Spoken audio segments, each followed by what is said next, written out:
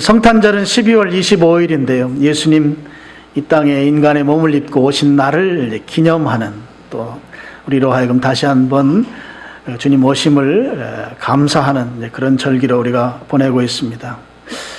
매년 맞는 성탄절입니다만, 우리 성탄절을 맞이하면서 우리들이 어떻게 성탄절을 맞이할 때 주님께서 기뻐하실까, 그런 부분들을 오늘 좀 함께 나누면서 이 성탄절 시즌에 여러분들이 주님이 기뻐하시는 그런 성도 또 교회의 삶을 살 수 있기를 바랍니다. 오늘 본문 읽었던 말씀 가운데 10절에 보면 천사가 이르되 무서워하지 말라. 보라, 내가 온 백성에게 미칠 큰 기쁨의 좋은 소식을 너희에게 전하노라 그랬습니다. 예수님께서 인간으로 오신 예수님의 탄생은 아주 성경이 멋있게 표현하고 있어요. 큰 기쁨의 좋은 소식입니다. 좋은 표현들을 다 붙여서 표현하고 있죠. 너무너무 좋다 하는 것이죠. 큰 기쁨의 좋은 소식. 그 소식을 천사를 통해서 목자에게, 우리에게 이제 전한 것이죠. 여러분, 우리가 기쁜 소식을 들으면 우리는 그 소식을 듣고 당연히 기뻐해야 합니다. 기쁜 소식이기 때문에 기쁨으로 반응해야 하는 거죠. 만약 슬픈 소식을 들으면 우리는 슬퍼하는 것이 우리 인지상정이듯이 기쁜 소식을 듣게 되면 그 기쁜 소식에 우리가 당연히 기쁘게 반응해야 한다 하는 거예요. 그것이 우리의 일반적인 그런 상식이죠. 지금 성경이 큰 기쁨의 좋은 소식, 크고 기쁘고 좋은 소식이에요. 복음인데요. 이 소식이 우리에게 들려졌습니다. 그러면 우리는 당연히 그 반응으로 기뻐해야 합니다. 그런데 문제는 우리가 이 좋은 소식을 듣고 기쁨으로 반응하지 못한다는데 우리에게 문제가 있습니다. 우리 이제 직장에 다니시는 분들은 성탄절쯤 되면 이제 연휴 또 연말이기 때문에 사람들과 모이고 즐기는 거에 관심이 있고, 또 아이들은 성탄절 그분 예수님보다 성탄절에 주는 선물에 더 기대를 갖고, 그런 것이 오늘 이제 우리들의 모습인 것입니다. 기쁜 소식을 들었으면 우리가 기뻐 반응해야 되는데 그러지 못한다 하는 거죠. 두 가지 이유가 있다고 생각이 들어요. 하나는 그게 뭐 기쁜 소식이냐 하는 거죠. 기쁜 소식이라고 성경이 말씀했지만 나는 그 소식이 기쁜 소식으로 인지되지 못하는 거죠. 기뻐할 수 없는 것입니다. 그거 기쁜 소식 나에겐 기쁘지 않다, 뭐 이런 것이죠. 또 한 가지는 기쁜 소식인 건 분명한데 내가 그걸 기뻐할 만한 형편이 못 된다 하는 거죠. 내 형편이 예수님께서 오신 것이 기쁜 소식인 건 분명한데 내가 그 예수님이 내가 기뻐할 만한 처지 형편이 못 된다 하는 거죠. 그래서 기뻐하지 못하는 우리들에게 있을 수 있습니다. 둘 다 있을 수도 있고 또 어느 한쪽에 그 기뻐하지 못하는 이유가 있을 것입니다. 여러분, 어저께 그 신문에 보니까 여러분도 아마 다 뉴스를 통해서 이제 보셨을 거예요. 서울대학교 다니는 그 2학년 학생이 아마 자기 살던 그 방에 옥탑방이라고 한 것 같은데 거기에서 이제 투신해서 자살을 한 뉴스입니다. 제가 이제 자세히 좀 읽어봤어요. 그랬더니 이 부모님은 교육자들이시더라고요. 아버지도 대학교에서 강의를 하고 어머니도 고등학교 선생님이시고 이래요.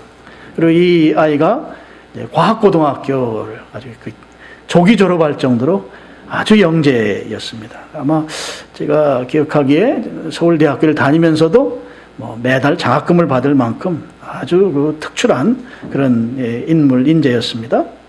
그런데 이 학생이 이제 목숨을 끊은 것입니다. 그래서 기사에는 우울증이 있었다 뭐 이렇게 나오는데요. 제가 좀 그 부모님을 좀 이렇게 생각해 봤어요.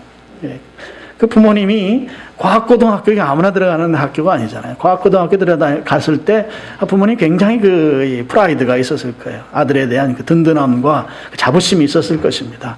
또 서울대학교에 합격했을 때 또 그 대학도 아무나 가는 대학교가 아니잖아요. 그러니까 부모님으로서는 그 아들에 대한 그 아주 대단한 자부심을 가졌을 것입니다. 근데 그 아이가 2학년밖에 되지 않았는데 자살한 거예요. 부모님이 얼마나 황망하겠는가.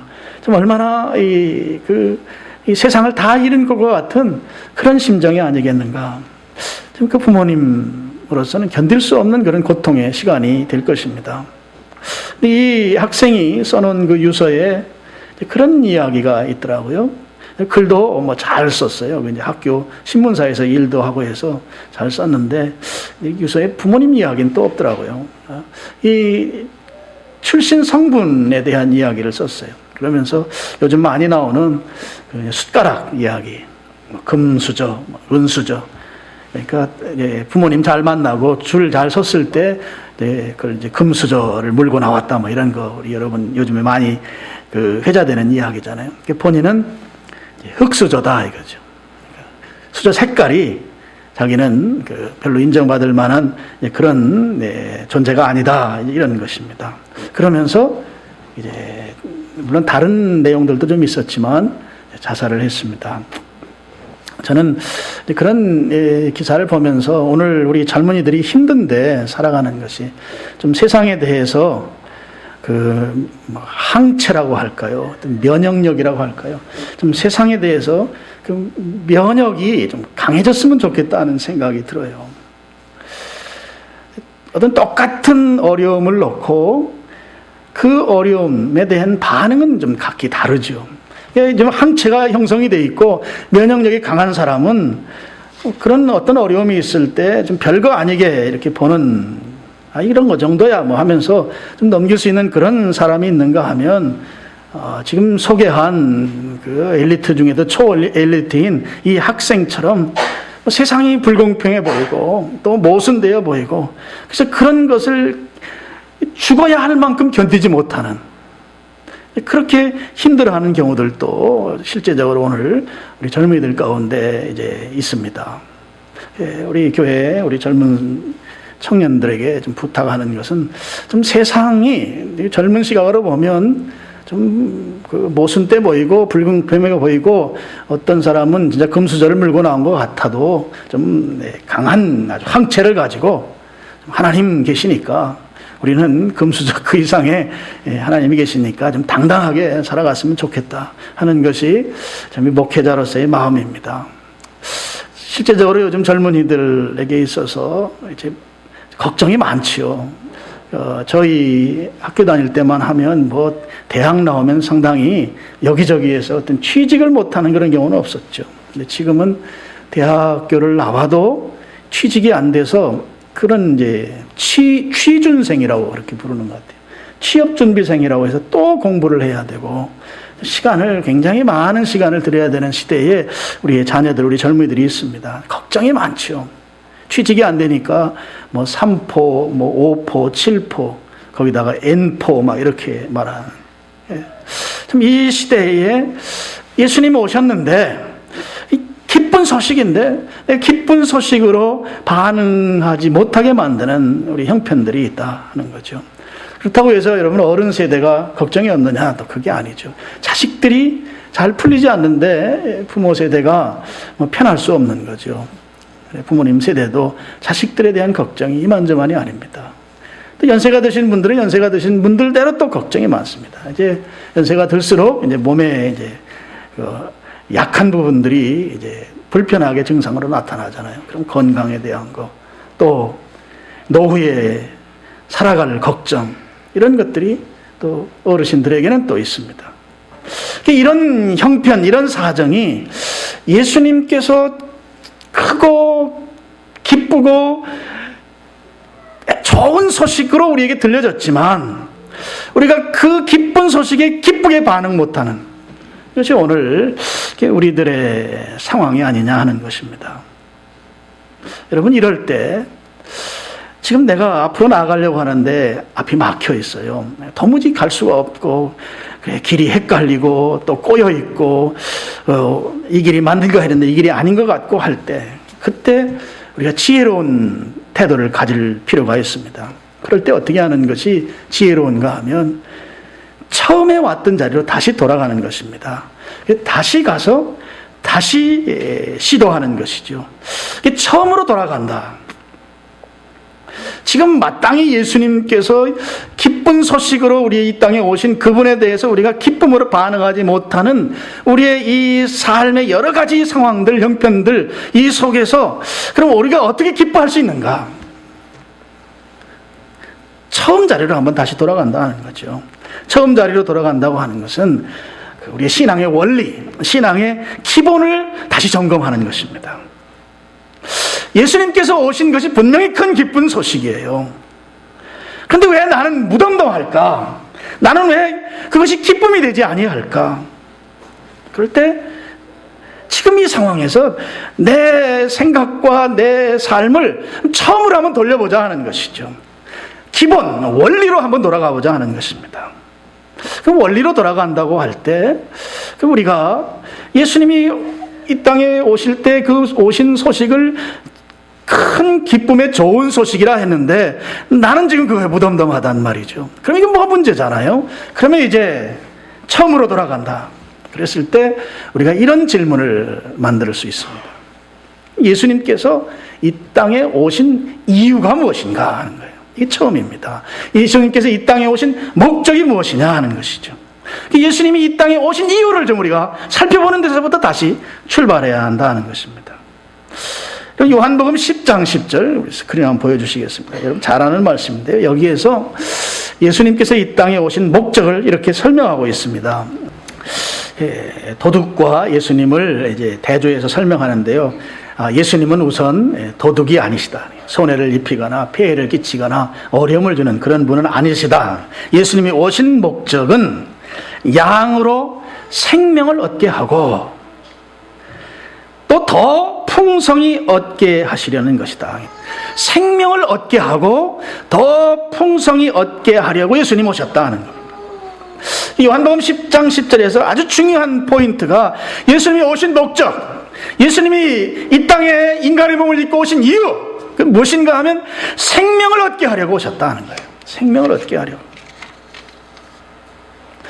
여러분, 생명 얻는 것, 이것이 예수님이 우리에게 생명을 주시기 위해서 생명을 얻게 하려고 오신 것이 이것이 가장 중요한 이유입니다. 생명 얻는 것이 우리 삶에서 가장 먼저 점검해 봐야 될 기본 요소인 것이죠. 생명 얻는 것. 그 다음에 생명을 얻은 다음에는 우리 요한복음 10장 10절에 나오는 것처럼 이 더 풍성히 얻는, 생명이 더 풍성해지는 부분, 이 부분은 생명 얻은 이후에 우리가 또 점검해 봐야 될 부분입니다. 생명을 얻는다. 생명 없는 자에게 생명을 갖게 하는 것입니다. 생명을 얻는다고 하는 말이 생명이 없어요. 없는 자에게 생명을 가지도록, 소유하도록 하시는 거다 하는 거예요. 이런 질문이 생길 수 있어요. 나 지금 살아 숨쉬고 행동하고 나 생명이 있는데 나한테 생명이 없다는 말이 도대체 그게 무슨 말이냐? 그럼 여기에서 말씀하는 생명은 관계를 말합니다. 관계. 좀 이해하기 쉽도록 좀 설명하면 이렇습니다. 여러분, 이제 불법 체류자를 여러분 아시죠? 우리나라에도 이제 동남아 쪽에서 와서 있는 분들 중에 이제 불법으로 이제 우리나라에서 체류하는 그런 도장이 찍힌 것을 넘어서서 있는 사람들, 또 그거 관계없이 있는 사람들, 합법적이 아닌 이제 불법적으로 체류하는 우리나라에 살고 있는 사람들이 꽤 있다고 그래요. 요즘은 뭐 그런 경우는 거의 없지만 과거에 미국에 우리 한국 사람들이 갈 때 미국에 가서 또 거기에서 이제 돈을 벌고 정착하기 위해서 또 이제 불법적으로 이렇게 있었던 우리 이제 한국 동포들도 꽤 있었습니다. 불법 체류자는 합법적으로 체류하는 게 아니기 때문에 그 사람의 삶이라고 하는 것은 하루하루가 불안한 삶입니다. 여러분, 죄 지은 사람이 저 앞에서 경찰차가 와도 두근두근 할 수 있듯이 불법 체류하면 뭔가 제복을 입고 내 곁에 가까이 오면 염려하고 불안하고 뭐 그럴 수 있다 하는 것이죠. 뭐 경찰이 다가오거나 그러면 나는 지금 내가 이곳에 합법적으로 있지 아니하기 때문에 혹시라도 만약에 내가 불법으로 살고 있다고 하는 것이 드러나게 되면, 걸리게 되면 감옥에 잡혀 들어가거나 아니면 추방당하거나 불안한 것이죠. 사는 것이. 그리고 이런 사람들은 물론 먹고 살기 위해서 일해야 합니다. 일하는데 이런 사람들은 이 취업에도 제한이 있죠. 세금을 내는 직장에서 일할 수가 없죠. 그러니까 당연히 임금을 적게 받게 되고 또 힘든 일을 하게 됩니다. 제대로 편하게 일할 수도 없습니다. 불법으로 체류하고 있다고 하는 이 약점 때문에 불안하고 또 혹시라도 누가 나를 고발하지 않을까 사람들에 대해서 경계하고 제대로 활동하지 못하고 또 일해도 제대로 이 급여도 제대로 받지 못하고 불법 체류자들이 갖게 되는 이 어려움인 것이죠. 그러면 여기 생명을 얻는다고 하는 것은 이 불법 체류자와 같은 사람에게 그에게 영주권 내지는 주민등록증을 주는 것과 같습니다. 이제 합법적으로 살아도 된다고 하는 법적 증명이 부여되는 것과 같습니다. 불법 체류자에게 이제는 너 걱정하지 않고 살아도 돼. 이제는 염려할 것 없어. 이제 세금 내는 직장에 들어가도 돼. 라고 합법적으로 살 수 있도록 합법 체류자로 만들어주는 그것과 같은 것이다 하는 거예요. 이게 생명을 얻는 것입니다. 그 역할을 예수님께서 하셨다 하는 거예요. 예수님께서 불법 체류자인 나를 데리고 가서 아버지 하나님께 가셔서 아버지, 이 친구를 내 동생 삼고 싶습니다. 아버지, 이 친구를 아버지께서 양자로 좀 삼아주세요. 또 여성을 데리고 가서 아버지, 이 친구를 내 여동생으로 삼고 싶습니다. 아버지께서 이 동생을 양녀로 받아들여 주세요. 예수님이 간청하시는 거죠. 어떻게까지 간청했는가? 십자가에 죽으시면서까지. 예수님, 내가 이렇게 순종합니다. 지금 불법 체류자 같은 이 사람들을 아버지의 아들로 아버지의 딸로 좀 삼아주세요. 내가 이렇게 순종합니다. 예수님께서 그 관계를 만드신 거예요. 십자가에 순종하시면서. 그래서 이제 합법적인 아들, 딸로서 행복하게 살 수 있도록 만들어주셨다는 거죠. 그러니까 예수님께서 이 땅에 오셨다. 예수님 탄생하신 것은 이 불법 체류자와 같은 나를, 또 범죄 도피자 같은 나를 이제 합법적으로, 합법적인 체류자로 내가 살 수 있도록 그 소식을 우리에게 전해주신 것이다 하는 거죠. 그러니까 이것이 큰 기쁨의 좋은 소식이 되는 것입니다.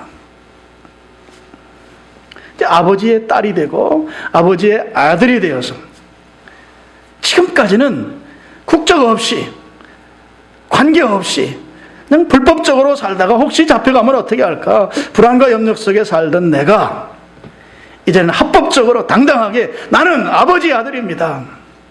법적인 권리를 주장하면서 살 수 있게 만들어준 것이 바로 예수님께서 하셨고, 예수님이 오늘 말씀에 내가 온 것은 생명을 얻게 하기 위한 것이다.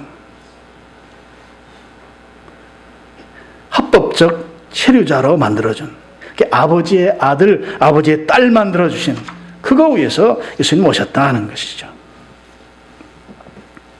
여러분, 이 생명 얻은 자, 지금 우리의 신분이 그야말로 불안한 신분에서 이제는 당당하고 이제 자유로운 신분으로 만들어진 자, 그러니 이것이 얼마나 큰 기쁨의 좋은 소식입니까? 그 혜택, 그 은혜가 내게 임할 것이기 때문에 내가 거기에 기쁨으로 반응하지 않을 수 없는 것이죠. 예수님으로 말미암아, 예수님 때문에, 예수님께서 그렇게 해주셨기 때문에 내가 이제는 합법적 체류자로 자유를 누리고 권리를 주장하고 숨어 다닐 필요 없고 당당하게 살 수 있게 만들어주셨다 하는 거죠. 여러분, 생명 얻은 자에 대해서 요한복음 10장 10절 다시 한번 이렇게 보여주시겠어요? 거기에 보면 이제 그 후반부에 생명을 얻게 하고 더 풍성히 얻게 하려는 것이다. 여러분, 생명 얻은 자에게만 더 풍성함을 누리게 되어 있습니다. 생명이 없으면 더 풍성함은 여기 꿈도 꾸면 안 되는 것입니다. 시편 1편 3절 말씀, 이 말씀에 여러분 잘 아는 말씀인데 우리 스크린 보시고 한번 또 합독해 보겠습니다. 시작. 그는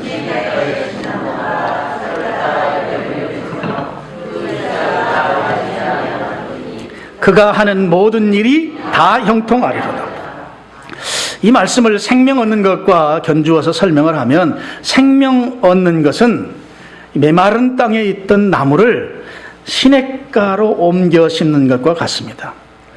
시냇가에 심겨져야만 수분을 공급받고 양분을 공급받아서 그야말로 철을 따라 열매를 맺게 되는 것이죠.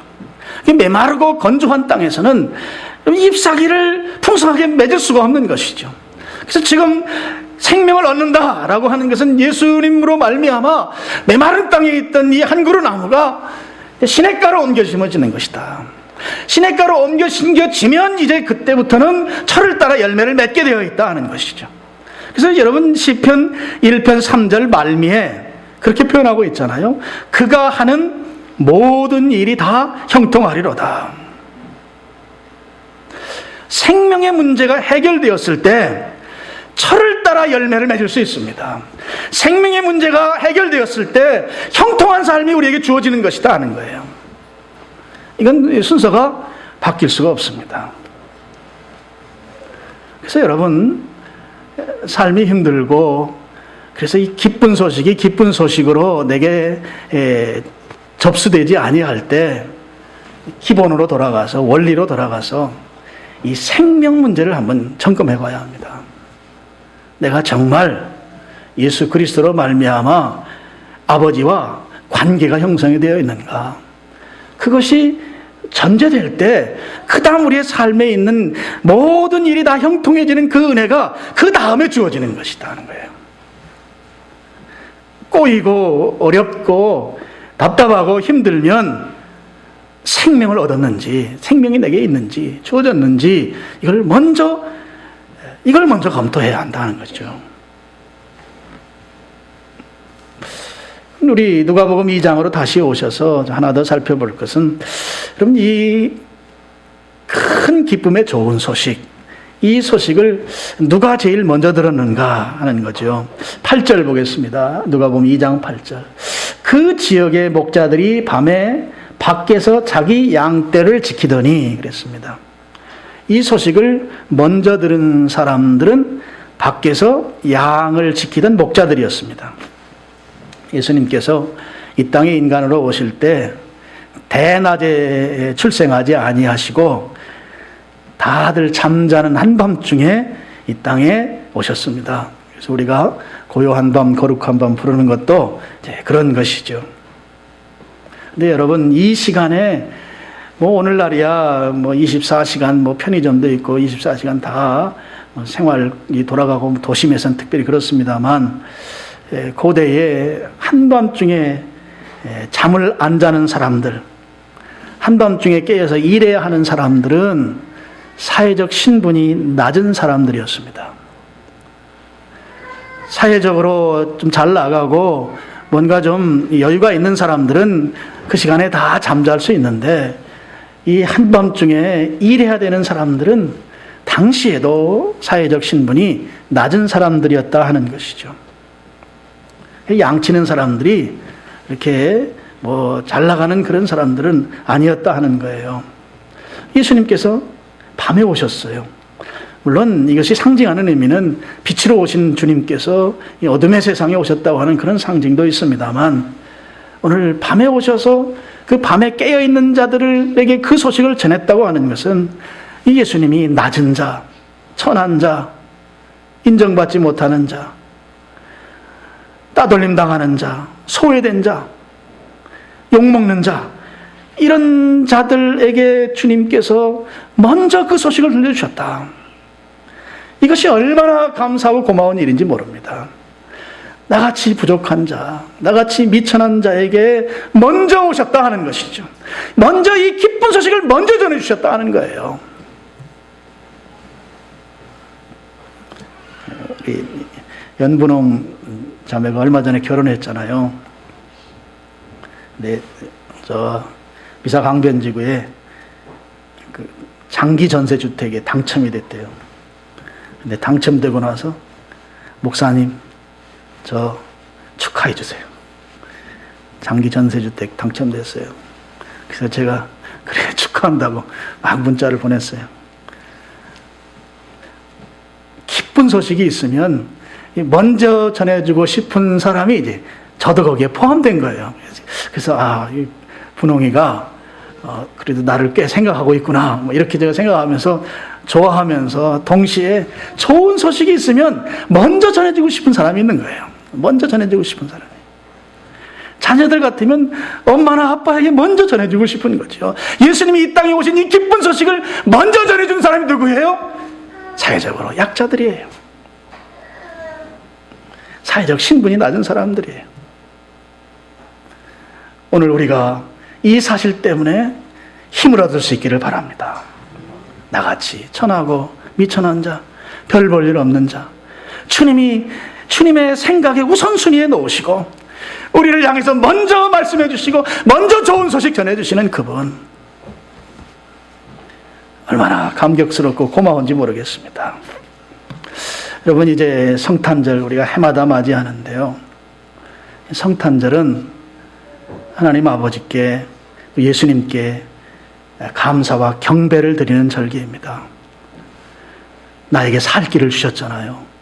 불법 체류자를 합법 체류자로 만들어 주셨잖아요. 그리고 그분이 아버지 되셔서 이제 영주하는데 아주 영원히 행복하게 살 수 있도록 만들어 주셨잖아요. 그래서 그분에게 감사하는 거예요. 그분에게 경배하는 것입니다. 여기 목자들도 보시면 이 12절 보시면 너희가 가서 강보에 쌓여 구유에 뉘어 있는 아기를 보리니 이 아기에게 가서 봐라, 이것이죠. 그랬을 때 이들의 행동을 보세요. 16절 빨리 가서. 지금 아기를 사모하고 그 좋은 소식에 대해서 이 목자들의 행동은 아주 즉각적 행동을 보이고 있습니다. 그리고 이들이 이제 어떻게 하는가 보세요. 20절 목자들이 자기들에게 이르던 바와 같이 듣고 본 모든 것으로 인하여 하나님께 영광을 돌리고 찬송하며 돌아가니라. 성탄절은 우리 예수님께, 하나님께 영광 돌리고 찬송하고 경배하는 그런 시즌, 그런 절기입니다. 성탄절은 산타클로스의 절기가 아니에요. 제가 몇 년 전에 교회 안에 그 장식할 때 그 산타클로스를 생각나게 하는 것을 교회 장식에서 다 이제 하지 못하도록 그렇게 제가 했어요. 그래서 지금 교회 안에는 빨간색 모자하게 코카콜라에서 상업 광고로 시작한 거잖아요. 그런 거, 또 산타클로스를 연상할 수 있는 이런 건 다 우리 교회에 지금 장식이 없습니다. 산타클로스의 날이 아니죠. 물론 산타클로스가 나쁜 사람은 아닌데, 그분도 좋은 사람인데, 이 코카콜라에 의해서 이 성탄절 날 그 사람이 주인공 될 뻔한 것이죠. 성탄절의 주인공은 예수 그리스도이십니다. 그리고 그 기쁘고 좋은 소식을 받은 우리의 반응은 경배, 찬양, 예배입니다. 그래서 성탄절은 우리가 주님께 영광을 돌려드리는 그 시즌을 우리가 보내야 하고, 그분을 찬양하고 경배하고, 이걸 뭉뚱그리면 뭐예요? 예배로 주님께 올려드리는 것이죠. 여러분, 천사들도 13절에 보면 호련히 수많은 천군이 그 천사들과 함께 하나님을 찬송했다. 천사들도 찬양했고 우리도 천사들처럼 찬양해야 합니다. 그리고 여기에 나오진 않았지만 동방박사들은 예물을 가지고 주님께 경배했습니다. 예물도 드려야 합니다. 생명을 얻은 자로서, 기쁘고 좋은 소식을 혜택받는 자로서 우리의 반응은 예배 반응이어야 합니다. 하나님께, 예수님께 경배하고 예배하는 반응을 우리가 보여야 된다는 거죠. 이 성탄절 시즌은 그렇게 우리가 보내는 것이 주님이 기뻐하시는 성도의 태도이고 교회의 태도인 것이죠. 우리 성탄절 되면 영어로 인사할 때 메리 크리스마스 그렇게 합니다. 저 어릴 때 우리 시골에서 강아지 이름 가운데 메리가 있었고 또 쫑이 있었고 덕구가 있었어요. 근데 그게 다 지금 보니까 메리와 쫑은 사람 이름, 영어로. 이 메리에 대한 건 뭐, 이게 영국 왕실의 그 전설이 있어요. 개를 그 왕실의 그 이름을 따서 불렀으니까 그 좀 저주받은 사람이죠. 덕구는 아마 영어 독의 이게 어떻게 미군을 흘러서 사투리로 이렇게 된 게 아닌가 싶어요. 그래서 제가 메리 크리스마스, 왜 개 이름을 앞에다 붙이나. 물론 영어로는 다르죠. 다른데 어렸을 때 그렇게 생각했던 적이 있어요. 그리고 또 어떤 데 보면 엑스마스라고 해서 X자 크게 쓰고 마스를 써놓은 적이 있었어요. 왜 크리스마스면 크리스마스지 왜 엑스마스라고 했을까? 어렸을 때 생각입니다. 근데 나중에 보니까 이 X자가 헬란 말로 그리스도죠. 크리스토스라고 할 때 그 머리자 이니셜이에요. 그리스도. 그 다음에 마스라고 하는 것은 이제 메스죠. 라틴어로는 미사입니다. 지금 천주교에서 하는 그 미사. 예배와 경배예요. 그러니까 그리스도께 경배하는 거예요. 이게 메리 크리스마스. 즐거운, 앞에 즐겁다는 뜻이고 기쁘다는 뜻이고, 크리스마스라고 하는 것은 그리스도께 예배드리는 거죠. 그리스도께 경배하는 것이죠. 예, 오늘 이제 2015년 성탄절이 이번 주간에 있습니다. 여러분들 성탄절 시즌을 맞으면서 또 연말을 지내가면서 큰 기쁨의 좋은 소식을 들은 우리들의 반응, 예배 반응해야 한다는 거예요. 이번 성탄절에 여러분이 큰 기쁨의 좋은 소식을 들은 자들로서 예배로 주님 앞에 반응하셔서 주님이 가장 기뻐하는 성도의 삶, 또 교회가 될 수 있도록 그렇게 나아가는 저와 여러분이 될 수 있기를 주님의 이름으로 축원합니다.